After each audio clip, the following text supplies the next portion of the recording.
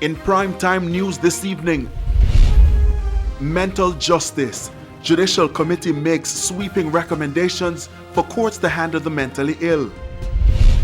You have no case. Chief Justice blasts attorneys who criticize judge-alone trials.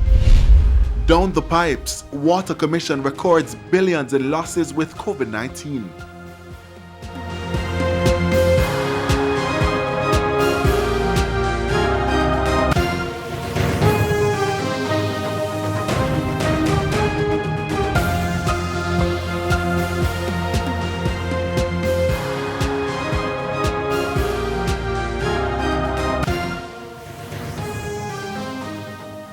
Good evening and welcome to Primetime News, on air and online at onespotmedia.com. I'm Herman Green. And I'm Janella Precious. Also this evening, the Business Day, Primetime Sports, Sports Commentary, E-Prime and Weather. But before the break, the feedback question.